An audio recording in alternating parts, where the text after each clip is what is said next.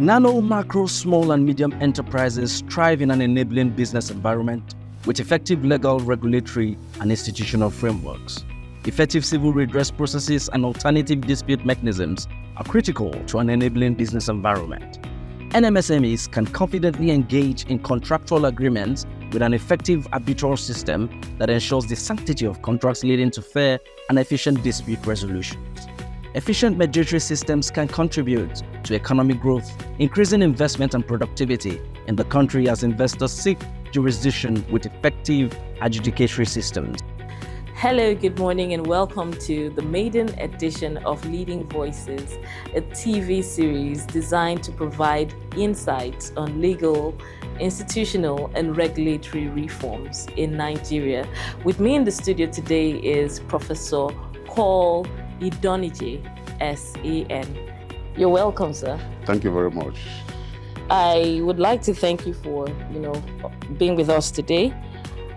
I consider it really important having you in the studio because I would like us to discuss some of the things that we've done in the past as the National Assembly Business Environment Roundtable. I know you played a very significant role at the start, at the inception, with a comprehensive review of legislation and regulatory instruments. So I'd like to know what's your take on, how those frameworks, the ones that have been passed into law, what would you say has been the impact so far to the economy? Thank you very much. It's my pleasure to be here. I see myself as a very privileged person in many respects. First, our General Counsel in DPE, where we drafted the reform bills that formed the base of our report to the National Assembly in 2016. And there were 8 reform bills. Out of them, we also had, other than the reform bills, we also had the Arbitration and Conciliation Act then. Now, out of the reform bills, I think the major one of interest to many people was the PIB. So what would you say would be the impact, on the economy over time? I mean, we've had some legislations passed. Yeah. One of them is the one I know you also, played a huge role, the Arbitration and Mediation Act. Yeah. So what would you say would be the impact of, or what has been the impact of these legal frameworks? I have been involved with the reform of the Arbitration and Conciliation Act since 2005. That was when Chief Bayo Ojo, S.A.N., Attorney General of the Federation, set up a panel under late Dr. Roger to reform the ADR laws in Nigeria. I was a member of the panel. So I was involved with the bill from 2005, but it was passed into law in 2023. There are many provisions in the law. I think they are very significant for the economy. If I start from Section 1 of the law, dealing with the general objectives of arbitration. The general objective of arbitration. Section 1, sub 1 provides that the purpose of arbitration is to promote fair resolution of disputes by an impartial tribunal without unnecessary delay and expense. I'd like to underscore that, without unnecessary delay and expense. 2, parties are at liberty to determine how their disputes are to be resolved. 3, once parties resolve that their disputes are to be resolved by arbitration, they are bound by the agreement, and the agreement is enforceable against them to the exclusion of any other dispute resolution mechanism. In other words, once parties agree that if there's a dispute to be resolved by arbitration, they have said that they are not going to court. Lastly, parties, arbitral institutions courts are enjoined to do whatever it is possible to ensure that disputes are resolved expeditiously. For me, if the stakeholders, by which I mean the judges, the lawyers, the arbitral institutions,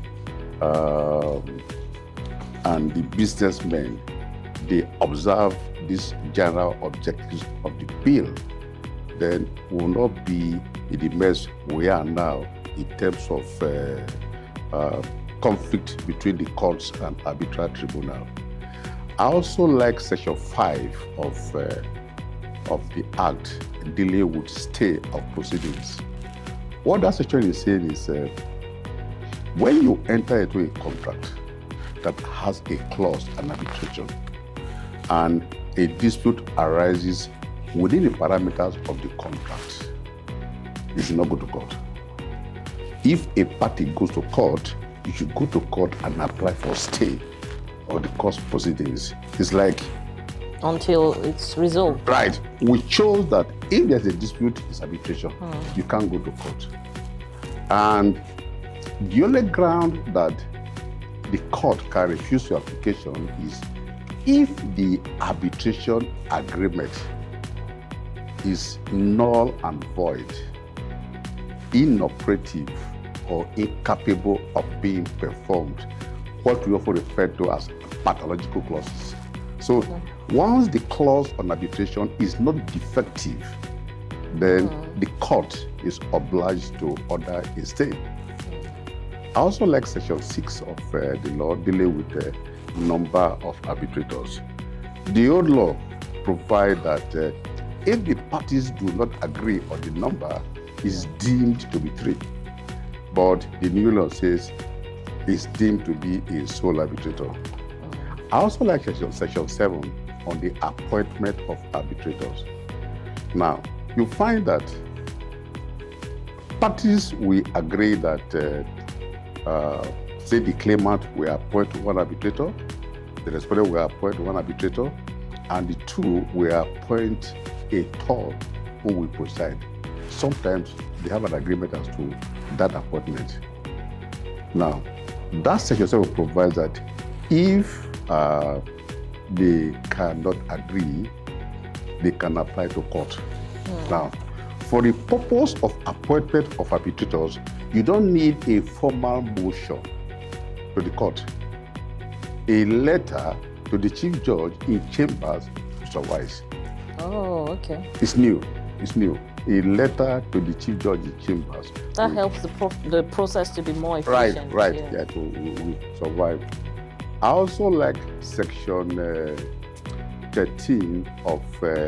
You see, like I said, I was involved in drafting this bill from 2005 to 2009. So, if you allow me, I'll spend too much time there. Yes, clearly. We can go to other. Yes. But I must mention Section 13 dealing with immunity of arbitrators.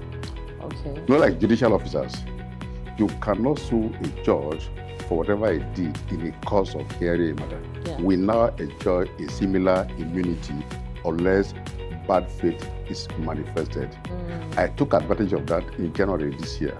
The law has put in a lot of, limitations and things to ensure that arbitration, thrives. My question would be, for nano, small, medium enterprises, that are trying to get their businesses up and don't want to be involved in too many court proceedings, arbitration and in fact dispute resolutions at all levels would be an attraction for them. So what do you think, For the nano, small and medium, today in Nigeria, we have multi-door courthouses in almost all the states. They are cheaper to go to than arbitration or going to court. So my advice to these small enterprises is, if they have a dispute, and to go to a multi-door courthouse, you don't need a prior agreement to go there. It doesn't need to be in your agreement. No. Just go there and file a complaint. they will invite the other person. If it concerns the process starts, you can just walk in there and the process starts. So that will be my advice to them. But if they must provide for arbitration, they should provide for a sole arbitrator. Okay, why is that? It's cheaper because if you provide for a panel of 3, okay, you pay. See, what we charge our fees, assuming the fee for an arbitrator is 10 naira, for a panel of 3 times 3. Yeah. Whereas if it's a sole arbitrator, you just pay 10 naira. So I always advise the small businesses to always provide for a sole arbitrator, unless it becomes clear to them that the nature of the dispute will require more than a sole, then they can make it 3. But the bottom line should be a sole arbitrator in the first place. Okay, thank you very much for that, for explaining that, because I never knew that the cost increases with the number of arbitrators. It's good to know that. Yeah. So what of foreign direct investment? Yeah. How do you see this law helping with foreign direct investment? Yes. Increasing our investment. Our clamor in Nigeria has been for Nigeria to be a destination for arbitration. In other words, Nigeria should be a seat of arbitration. Now, for foreign direct investment, what do they need to make you a destination to a seat? The first thing that they will look into is whether you have a modern law on arbitration. On that, I will give as I will represent. Okay. Because the law that was passed last year is very modern in all respects. It's like a saying in my place that when a woman stays too long barren, when she delivers, it's going to be very, very healthy baby. So because our bill lasted so long, took advantage of all the changes. For instance, the first draft of 2007 was based on the model law of 2006 and a conciliation rule of 1980. But by the time we finish in 2019, the draft, there is now a model law on conciliation. That is why we changed the name from Arbitration and Conciliation Act. I'll come to that. That's why we changed the name from Arbitration and Conciliation Act to Arbitration and Mediation Act. Now, I was talking about what you need to attract investment into your place. So, what we now have, we have a model law on arbitration and mediation. Now, the mediation portion of the Act also provides for the adoption of the Singapore Convention. Now, if you look at the Act, you'll find that there's provision for New York Convention on the recognition and enforcement of foreign arbitral award. That is for arbitration. So we'll now have a similar thing for mediation. That is what the Singapore Convention does. So for Nigeria, we have passed the first two tests, i.e., do we have a modern arbitration act? Yes. Are we a signatory to the New York Convention? Yes. The third one is the court system. This is where we have a challenge. Okay. We have a challenge. Investors are looking for efficient and corruption-free courts. And issue of infrastructure and security. So today, I don't know any investor who will choose Nigeria as a destination in the face of the infrastructural deficit and security challenges. So these are the issues, the problem we have. As I know, there's a lot of work going on to ensure that we have improved security and all of that. I know. But I see the challenge with the court systems, and the fact that, anti-arbitration injunctions and the issues that exist, and that's something I would like for you to address. Okay. I would also like for you to address. What ways do you think the courts, as courts, I'm talking about the judicial officers, and the larger system of dispute resolution can, sort of find the common ground to ensure that we have an efficient I'm glad adjudicatory that you system? raised this question. I'll first explain what is an anti-arbitration injunction. An anti-arbitration injunction is an injunction granted by the courts first, either to prevent you from starting arbitration at all. That's why they sued me by my name. 2, if you have started, to stop you from continuing. 3, if you have finished and there's an award, to stop you from enforcing the award. Now, there will be this rivalry between arbitration and litigation. And the truth of the matter is, arbitration cannot survive without the courts, because we don't have coercive powers. So we need the courts. But is it a case of a forced marriage or a partnership? Now, the courts, if you look at the Constitution, judicial powers are vested in them. And so when you come to the court and tell them, sorry, you do not have jurisdiction because of this clause on arbitration, many judges don't take it lightly. So there is this rivalry between the courts and the arbitral institutions. The question is, the courts, are they our supervisors? Or are they supposed to work with us? In 2017, Honorable Justice Onobe, as the CJN of Nigeria, saw this problem, this rivalry between arbitration and the courts, and issued a practice direction to heads of courts that when there is a matter before them, a commercial dispute before them that provides for arbitration, they should decline jurisdiction. And that they should impose fines, costs on the parties that applied or that brought the matters to And this practice direction is still in existence? It's in existence. What I think has happened is 2017, judges who knew it then may be different from, regularly we appoint judges.